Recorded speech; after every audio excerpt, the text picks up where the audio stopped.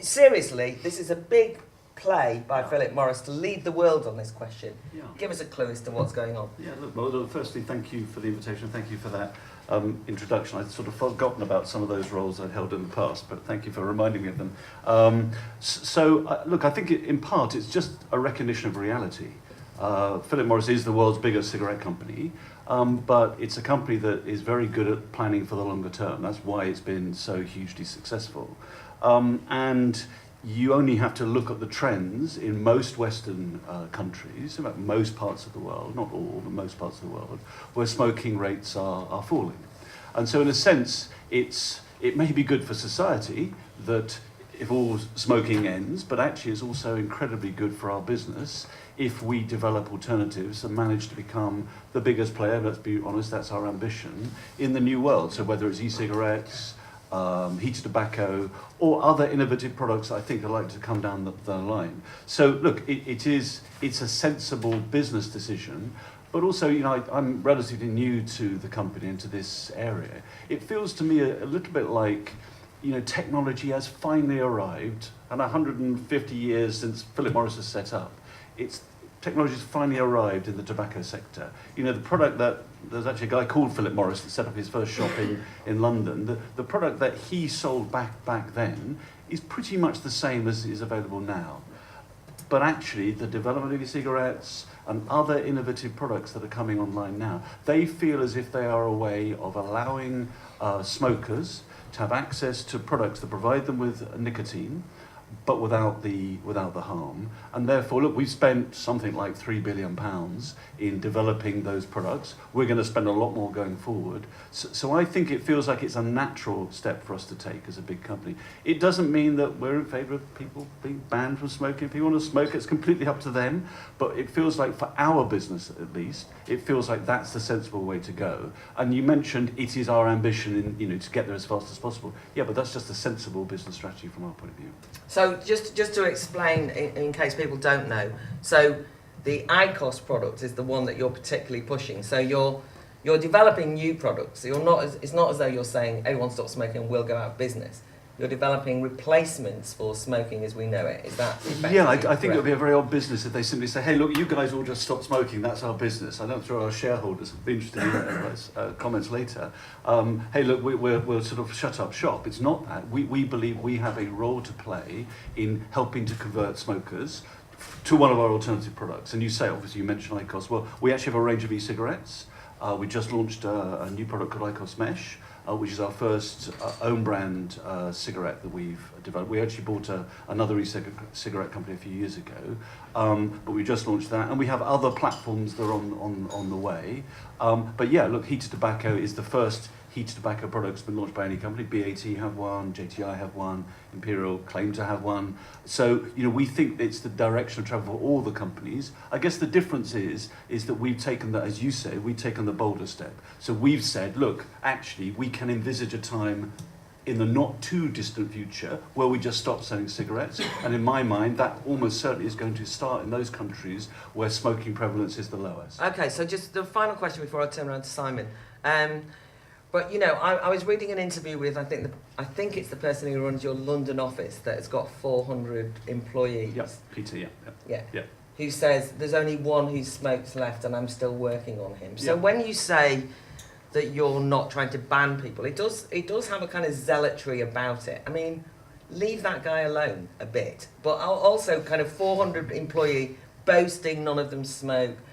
I mean, that seems to be more than just having a long-term, rather pragmatic approach. That's the anti-smoking atmosphere we're all used to if we smoke. I guess if you worked for Apple and someone said, hey, look, I like the Apple product, but I've decided I'm going to use a Samsung phone around the office, you might come in for some internal criticism. And I guess for us, we want to ensure that as many of our employees convert to one of our products. It's probably never going to be everybody. But we believe that our product, or our products, a range of products, offer people a way to stop smoking, and therefore it feels like we should share the information with them, we have kind of coaches who actually help people stop smoking. Public Health England, I'm telling you.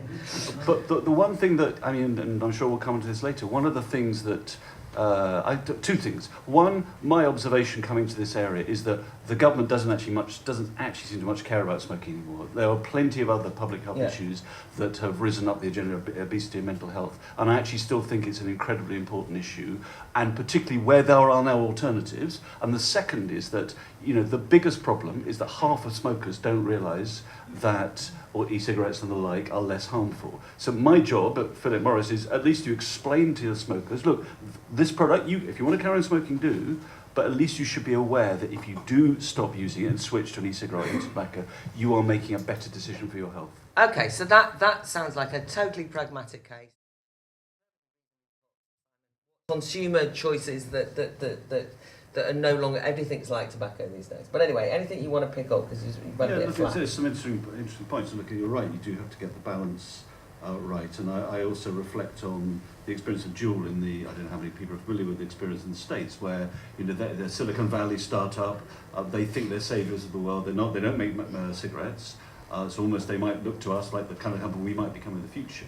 And of course, they've been hugely successful with their e-cigarette in the States, but have then had exactly the same sort of treatment from the regulator there. In some ways, you know, kind of first time that the regulators in the States have really taken a very, very harsh look at e-cigarettes, you know, potential threats to stop them selling certain products. So look, you clearly got to get the balance right. I don't think that we think that there is, that IQOS, one of our products is the complete solution. I guess I take the view, we have 4 platforms. We have 2, one that's been launched, one that's just being launched, and we've got others in development. I don't even think if we had all of those, there will be a product that's right for everybody, but there will be other competitors that will come, all sorts of innovation. And one of the things, again, as a kind of newcomer to the industry, my observation is that for the first time, in the e-cigarette business at least, it is not dominated by the kind of big 4 cigarette companies. So what that means is there's more innovation in that sector than you've seen in cigarettes for decades. And that means that hopefully there will be more innovative products that, you know, in the end might provide an option for every smoker. And the very fact, just to come back to Juul again, the very fact that Juul is a kind of Silicon Valley startup, they clearly would never have started making cigarettes. So you've got a company with a lot of resources that is determined to be a big player in this sector. I regard that as a good thing, because I think innovation in this sector is incredibly important. And look, the fact that we've spent $3 billion is it's of interest, but most of the other cigarette companies have spent very little. So if you are to develop products that provide something that could be an option for every smoker, you are going to need a lot of companies spending a lot of money developing those different alternatives. I don't even know what they might be. They might be what we're producing. It may be that someone else comes along. But I do think that, to Simon's point, look, of course I recognise there's a balance in what we have to say, but you know, this is what we've described as what our company's vision is, what our company is doing. Other companies can make different choices, and I note with interest that none of the others have signed up to, at some point, going smoke-free. I think that's a mistake, to be frank, on their part, and I think they're suffering as a consequence. And I certainly don't accept the contention that in some ways what we've done has turned off our consumers. Obviously, I know what the sales of our products are. There's no sign of that happening. You're right, we have to get the balance right in our communications, but I think that what we have done has allowed us as a company to have conversations with regulators and other potential business partners that are closed off to other companies. Just to give you one example, we have a number of IQOS shops in London. When we started to try and have an IQOS shop, most property owners said no tobacco, and they would not have allowed us if we were selling cigarettes. I mean, it sounds incredible, but most big property owners, who own most of the big shopping centres, Blue Water and the like, no tobacco. Sorry, we can't deal with you.